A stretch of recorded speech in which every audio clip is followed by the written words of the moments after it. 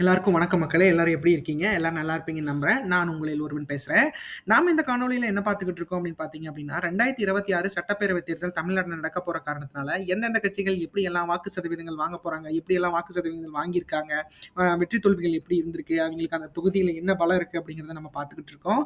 அந்த வகையில நம்ம இன்னைக்கு பார்க்க போற தொகுதி என்னன்னு பார்த்தீங்க அப்படின்னா, ராணிப்பேட் மாவட்டத்துல இருக்க ஆற்காடு தொகுதி தான் பார்க்க போறோம். வாங்க நிகழ்ச்சிக்கு போலாம். அதுக்கு முன்னாடி நம்ம சேனல சப்ஸ்கிரைப் பண்ணிக்கங்க மக்களே.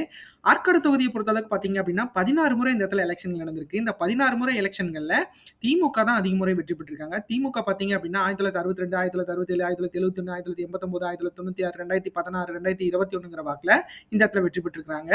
அடுத்து அதிமுக பார்த்தீங்க அப்படின்னா 1977, 1984, 1991, 1980, 2001, 2011ங்கிற வாக்குல இந்த இடத்துல வெற்றி பெற்றிருக்காங்க. அடுத்து இந்திய தேசிய காங்கிரஸ் 1952, 1957 வெற்றி பெற்றிருக்காங்க. அடுத்து பாட்டாளி மக்கள் கட்சி பார்த்தீங்கன்னா 2006ல இந்த இடத்துல இந்த தொகுதியை கைப்பற்றியிருக்காங்க அப்படிங்கிறது குறிப்பிடத்தக்கது. ஆற்காடு தொகுதி 16 தேர்தல்கள்ல 7 முறை திமுகவும், 6 முறை அதிமுகவும், 2 முறை இந்திய தேசிய காங்கிரஸும், 1 முறை வந்து பாட்டாளி மக்கள் கட்சியும் இந்த இடத்துல வெற்றி பெற்றிருக்காங்க அப்படிங்கிறது குறிப்பிடத்தக்கது. அடுத்து ஆற்காடு தொகுதி சட்டமன்ற தேர்தல் நிலவரங்கள பார்த்துருவோம். அந்த வகையில நம்ம கடந்த 2 தேர்தல்கள எடுத்து பார்த்துக்கிட்டு இருக்கோம். 2016, 2021. 2016 பொறுத்தமட்டில் பார்த்தீங்க அப்படின்னா, இந்த தொகுதியில திமுக தான் வெற்றி பெற்றிருக்காங்க. திமுக சார்புல இந்த இடத்துல பார்த்தீங்க அப்படின்னா, ஈஸ்வரப்பன் ஈஸ்வரப்பன் அப்படிங்கிறவர் போட்டியிட்டு 84,182 வாக்குகளும் 41.80% வாங்கி இந்த இடத்துல அவங்க வெற்றி பெற்றிருக்காங்க அப்படிங்கிறது குறிப்பிடத்தக்கது. அடுத்தது அதிமுக சார்புல கே.வி. ராமதாஸ் அப்படிங்கிறவர் போட்டியிட்டு 73,091 வாக்குகளும் 36.30% பெற்று இந்த இடத்துல அவங்க 2ஆம் இடத்தை பிடிச்சிருக்காங்க அப்படிங்கிறது குறிப்பிடத்தக்கது. அடுத்து 3ஆம் இடத்துல ஜி. கரிகாலன் அப்படிங்கிறவங்க பாட்டாளி மக்கள் கட்சி சார்பில் நின்று 35,043 வாக்குகளும் 17.40% பெற்று மிகப்பெரிய அளவில் இந்த இடத்துல வாக்குகள் வந்து தனிச்சு போட்டுட்டு பாட்டாளி மக்கள் கட்சிக்கு கிடைச்சிருக்கு. அடுத்து மக்கள் நல கூட்டணி சார்பில் இந்த இடத்துல மதிமுகவுக்கு ஒதுக்கியிருக்காங்க. உதயகுமார் அப்படிங்கிறவர் போட்டியிட்டு 5,387 வாக்குகளும் 2.7% பெற்று இந்த இடத்துல அவரு 4ஆம் இடத்தை பிடிச்சிருக்காரு அப்படிங்கிறது குறிப்பிடத்தக்கது. அடுத்து 2021 தேர்தல் சட்டப்பேரவை தேர்தலை பார்ப்போம். ஆற்காடு தொகுதியை பொறுத்தளவுக்கு பார்த்தீங்க அப்படின்னா மறுபடியும் திமுக தான் வெற்றி பெற்றிருக்காங்க. திமுக சார்பில் இந்த இடத்துல அதே ஜே.எல். ஈஸ்வரப்பன் அப்படின்னு அவர் போட்டியிட்டு 1,03,885 வாக்குகளும் 50.10% பெற்று இந்த இடத்துல அவங்க வெற்றி பெற்றிருக்கிறாங்க அப்படிங்கிறது குறிப்பிடத்தக்கது. அடுத்து அதாவது அதிமுக அங்கம் வகித்த பாட்டாளி மக்கள் கட்சிக்கு இந்த தொகுதியை ஒதுக்கியிருக்காங்க. பாட்டாளி மக்கள் கட்சி பார்த்தீங்க அப்படின்னா இளவழகன் அப்படிங்கிற கே.எல். இளவழகன் அப்படிங்கிறவர் போட்டியிட்டு 83,927 வாக்குகளும் 40.40% பெற்று இந்த இடத்துல அவங்க 2ஆம் இடத்தை பிடிச்சிருக்கிறாங்க. அடுத்து நாம் தமிழர் சார்பில் இந்த இடத்துல பார்த்தீங்க அப்படின்னா கதிரவன் அப்படிங்கிறவர் போட்டியிட்டு 12,088 வாக்குகளும் 5.8% பெற்று இந்த இடத்துல அவங்க 3ஆம் இடத்தை பிடிச்சிருக்காங்க அப்படிங்கிறது குறிப்பிடத்தக்கது. மற்ற கட்சிகள் கொஞ்சம் சொற்பளவுல தான் வாக்குகளை வாங்கியிருக்காங்க. அடுத்து ஆற்காடு தொகுதி மக்களவை தேர்தல் நிலவரங்களை பார்ப்போம். நம்ம கடந்த 2 மக்களவை தேர்தல் நிலவரங்களை எல்லா இடத்துலையும் பார்த்துக்கிட்டு இருக்கோம். ஆற்காடு பொறுத்தளவுக்கு 2019, 2024 பார்த்துக்கிட்டு இருக்கோம். 2019 பொறுத்தமட்டில் பார்த்தீங்க அப்படின்னா இந்த தொகுதியில் அரக்கோணம் மக்களவை தேர்தல் தொகுதியாக தான் வரும். அரக்கோணத்து தொகுதியில் இருந்த இந்த ஆற்காடு தொகுதியில் பார்த்தீங்கன்னா ஜெகத் ரட்சகன் அப்படிங்கிறவர் திமுக சார்பில் போட்டிட்டு 1,06,651 வாக்குகளும் 48.26% வாங்கி இந்த இடத்துல அவர் வெற்றி பெற்றிருக்கிறாரு அப்படிங்கிறது குறிப்பிடத்தக்கது. அடுத்து அதிமுக சார்பில் பாட்டாளி மக்கள் கட்சி போட்டிட்டு இருக்காங்க. அவங்க ஏ.கே. மூர்த்தி அப்படிங்கிறவர் போட்டியிட்டு 42,045 வாக்குகளும் 19.96% வாங்கி இந்த இடத்துல அவங்க 2ஆம் இடத்தை பிடிச்சிருக்காங்க. அடுத்து நாம் தமிழர் சார்பில் இந்த இடத்துல பார்த்தீங்கன்னா பவிந்தன் அப்படிங்கிறவர் போட்டியிட்டு 4,568 வாக்குகளும் 2.17% வாங்கி இந்த இடத்துல அவங்க 4ஆம் இடத்தை பிடிச்சிருக்காங்க அப்படிங்கிறது குறிப்பிடத்தக்கது. ஒரு இண்டிபெண்டன்ட் கேண்டிடேட் இந்த இடத்துல வந்து ஒரு 5% வாக்குகளை வாங்கியிருக்கிறாரு அப்படிங்கிறது குறிப்பிடத்தக்கது. அடுத்து 2024 கடந்த ஆண்டு நடந்த தேர்தலை பொறுத்தளவுக்கு பார்த்தீங்க அப்படின்னா இந்த தொகுதியில் மீண்டும் பார்த்தீங்கன்னா 2024 அதே ஜெகத் ரட்சகன் தான் போட்டிட்டு இருக்காரு. அவர் பார்த்தீங்கன்னா திமுக சார்பில் போட்டிட்டு 96,535 வாக்குகளும் 43.73% வாங்கி இந்த இடத்துல வெற்றி பெற்றிருக்கிறாரு. அடுத்து அதிமுக சார்பில் இந்த இடத்துல எல். விஜயன் அப்படிங்கிறவர் போட்டிட்டு 44,925 வாக்குகளும் 20.35% வாங்கி இந்த இடத்துல அவங்க தனிச்சு போட்டியிட்ட அதிமுகவுக்கு இவ்வளவு வாக்குகள் கிடைச்சிருக்கு.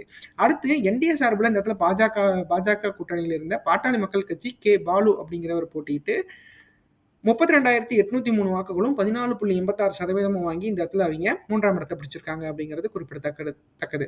அடுத்து நாம் தமிழர் சார்பில் இந்த இடத்துல பார்த்தீங்கன்னா அஃபிஷா நஸ்ரீன் அப்படிங்கிறவங்க போட்டியிட்டு 16,242 வாக்குகளும் 7.36% வாங்கி இந்த இடத்துல 4ஆம் இடத்தை அவங்க பிடிச்சிருக்காங்க அப்படிங்கிறது குறிப்பிடத்தக்கது. அடுத்து ஆற்காடு தொகுதி 4 தேர்தல் நிலவரங்கள் பார்த்துருவோம். அந்த வகையில அதிமுகவை பொறுத்த மட்டில் பார்த்தீங்க அப்படின்னா 2016ல 36.30%, 2019ல 19.96%, 2021ல 40.40%, 2024ல 20.35% இந்த இடத்துல வாக்குகள அவைங்க வாங்கியிருக்காங்க அப்படிங்கிறது குறிப்பிடத்தக்கது. அடுத்து திமுக பார்த்தீங்க அப்படின்னா 2016ல 41.80%, 2019ல 48.26%, 2021ல 50.10%, 2024ல 43.73% இந்த இடத்துல வாக்குகள அவைங்க வாங்கியிருக்காங்க அப்படிங்கிறது குறிப்பிடத்தக்கது. அடுத்து நாம் தமிழர் சார்பில 2016ல 0.70%, 2019ல 2.17%, 2021ல 5.8%, 2024ல 7.36% வாங்கி இந்த இடத்துல வாக்குகள வந்து அவைங்க பெற்றிருக்காங்க. அதாவது குறிப்பிட்ட அளவு வாக்குகள வந்து இந்த தொகுதியில பெற்றிருக்காங்க அப்படிங்கிறது குறிப்பிடத்தக்கது. அடுத்து பார்த்தீங்க அப்படின்னா, நம்ம ஆற்காடு தொகுதி வாக்காளர் நிலவரங்கள பத்தி பார்த்துருவோம். அந்த வகையில மொத்த வாக்காளர்களா 2,63,053 வாக்காளர்கள் இந்த இடத்துல வாக்காளர்களா பதிவு செய்யப்பட்டிருக்காங்க. அதுல 1,27,990 ஆண்களும், 1,35,037 பெண்களும் இந்த இடத்துல வாக்காளர்களா பதிவு செய்யப்பட்டிருக்காங்க.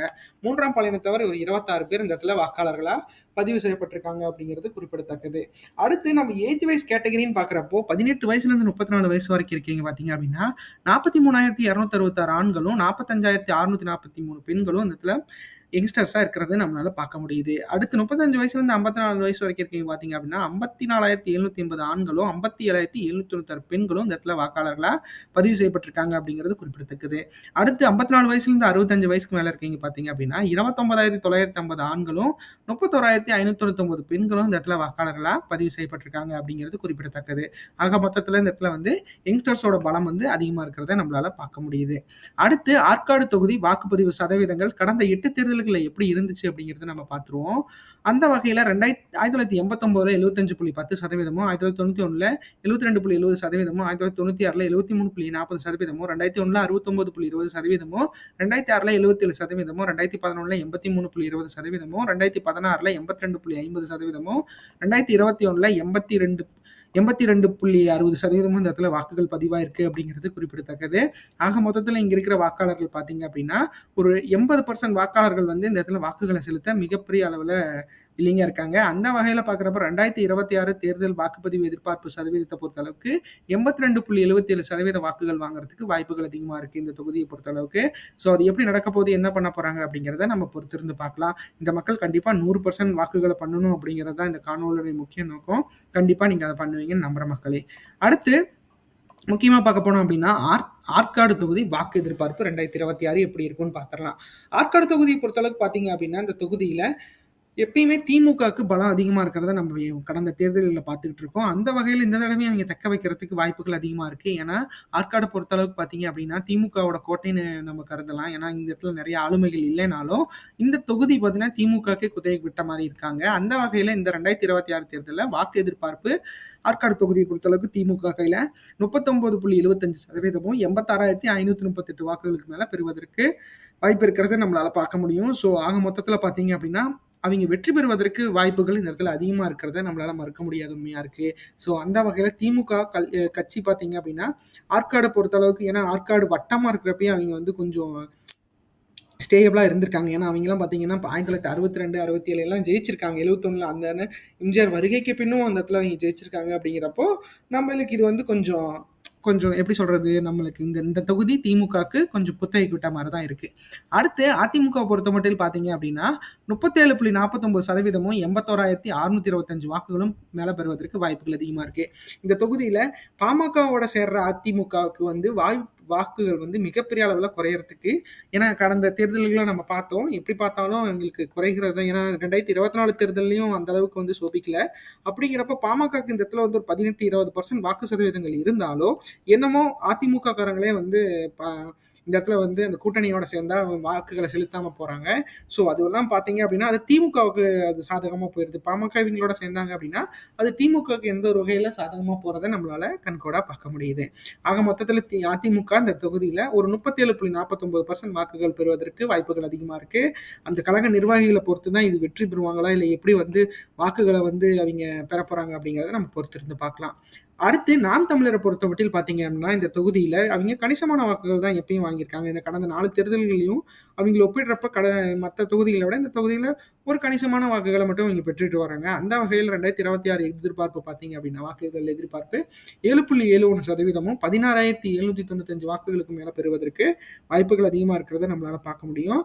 என்னதான் இருந்தாலும் தனிச்சு தான் அவிங்க போட்டியிடுவேன் அப்படிங்கிறதுல அவிங்க எப்பயுமே உறுதிப்பாடோட இருக்க காரணத்தினால, அந்த தொகுப்ப பார்க்குறப்போ இவங்களுக்கு 7.71% வந்து பெறுவதற்கு வாய்ப்புகள் அதிகமா இருக்கு. ஸோ நாம் தமிழர பொறுத்தளவுக்கு இவ்வளோ வாக்குகள் வந்து ராணிப்பேட் மாவட்டத்தில இருக்க ஆற்காடு தொகுதி பெறுவதற்கு வாய்ப்புகள் இருக்கு. ஸோ சீமான் அவர்களோட கொள்கை எப்படி இருக்கு? எப்படி மாற்றி அமைக்க போறாரு? அதை எப்படி வந்து சமாளிக்க போறாரு? அப்படிங்கிறத நம்ம பொறுத்திருந்து பார்க்கலாம்.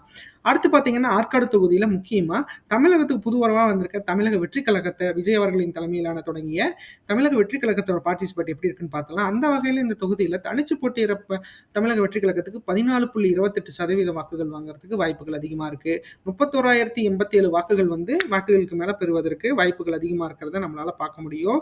ஆக மொத்தத்துல இங்க இருக்கிற யங்ஸ்டர்ஸோட பலம் தான் வந்து டிவிகேக்கு இவ்வளோ வாக்குகள பெற்றுத்தரத்துக்கு வாய்ப்புகள் அதிகம். ஏன்னா யங்ஸ்டர்ஸை பொறுத்தளவுக்கு பார்த்தீங்க அப்படின்னா, டிவிகே வந்த பிறகு வாக்குகள செலுத்துறதுல மிகப்பெரிய அளவுல ஆர்வம் செலுத்திட்டு வராங்க.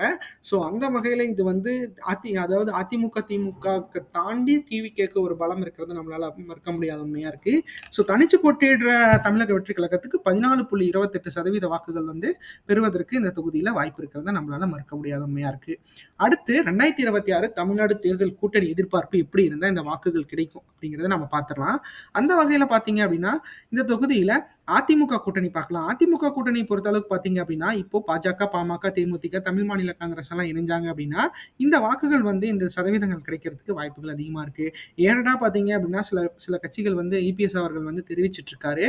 ஸோ இந்த கட்சிகள்லாம் வரும் அப்படிங்கிறத அவரு தெரிவிச்சிட்டு இருந்தாலும், இந்த 5 கட்சிகளுக்குள்ளேயே 2 கட்சிகள் இன்னும் வந்து அவிங்களுக்கு ஒரு சமிக்கை காட்டாம இருக்காங்க. ஸோ அதுவே வந்து அவருக்கு மிகப்பெரிய அளவுல சேலஞ்சா இருக்கு. ஏன்னா பாமகங்கிற ஒரு மிகப்பெரிய கட்சி வந்து பார்த்தீங்கன்னா, இந்த தொகுதியில அவிங்களுக்கு கிடைச்சாங்க அப்படின்னா, அவிங்க வெற்றி பெறுவத சுலபப்படுத்துறதுக்கு வாய்ப்புகள் அதிகமா இருக்கு. ஏன்னா, இந்த தொகுதிய பொறுத்தளவுக்கு பாமகவுக்கு ஒரு 20% வாக்குகள் வந்து தனிச்சு போட்டியிட்ட பாமகவுக்கே கிடைச்சிருக்கு அப்படிங்கிறப்போ, அந்த தொகுதியில பாமகவுக்கு ஒரு பலம் இருக்கிறத நம்மளால மறுக்க முடியாத உண்மையா இருக்கு. ஸோ அது எப்படியெல்லாம் இருக்க போகுது, என்ன பண்ண போறாங்க அப்படிங்கிறத நம்ம பொறுத்திருந்து பார்க்கலாம்.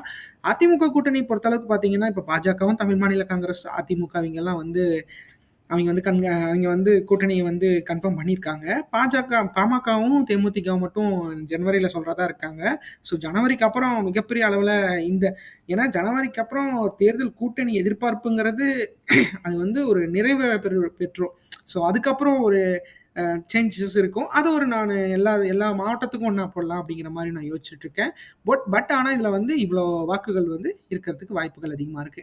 அடுத்து திமுக கூட்டணிய பொறுத்தளவுக்கு பார்த்தீங்க அப்படின்னா, இந்திய தேசிய காங்கிரஸ், சிபிஐ, சிபிஎம், மக்கள் நீதி மய்யம், விடுதலை சிறுத்தைகள் கட்சி, மதிமுக, தமிழ்நாடு மக்கள் தேசிய கட்சி போன்ற கட்சிகள்லாம் அவங்களோட இருக்காங்க. தமிழக வாழ்வு உரிமை கட்சியும் அந்த இடத்துல இருக்காங்க. ஸோ அந்த வகையில பார்க்குறப்ப அவங்களுக்கு 39.75% வாக்குகள் பெறுவதற்கு வாய்ப்புகள் அதிகமா இருக்கு. ஏன்னா இவங்க செல்வி ஜெயலலிதா அவர்கள் இருந்த காலகட்டமான 2016 தேர்தல்லையே அந்த தொகுதியில அவங்க வெற்றி பெற்றிருக்காங்க. அதாவது இவங்களுக்கு அந்த கூட்டணிகளே இல்ல.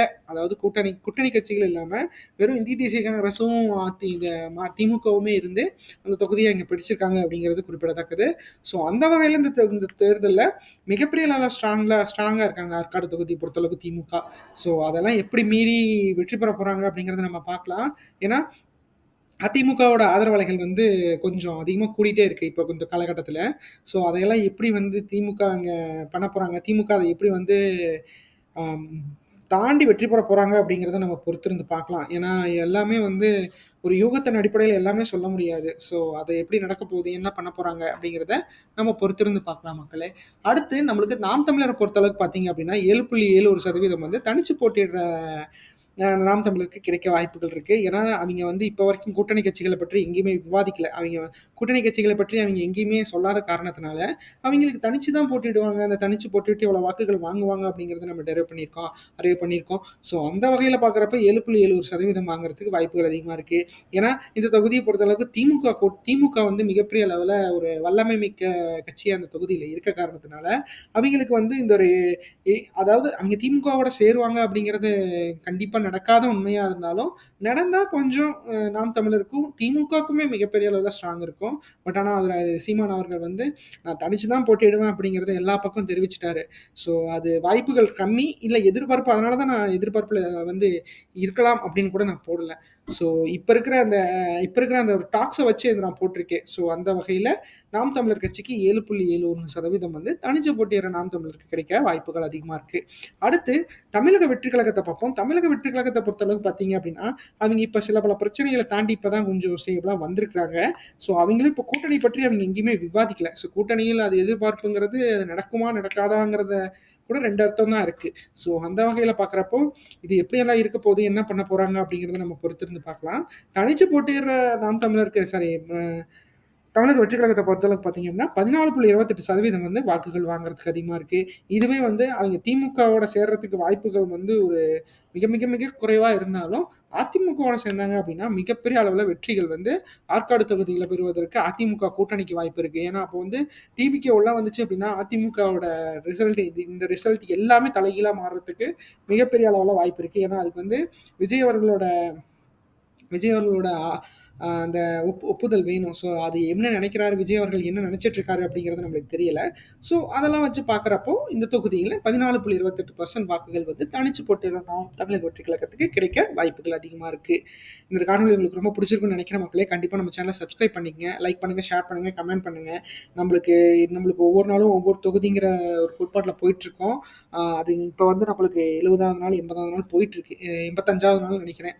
85 இல்லை 95வது நாள். ஸோ இதை வந்து நீங்கள் 235 நாளை தாண்டி இன்னும் ஒரு 40-50 வருஷத்துக்கு நான் பண்ணணும் அப்படிங்கிறது நீங்கள் எல்லாம் வேண்டிக்கங்க. சப்ஸ்கிரைப் பண்ணுங்கள், சப்ஸ்கிரைப் பண்ணி எங்களுக்கு ஹெல்ப் பண்ணுங்கள். நன்றி, வணக்கம்.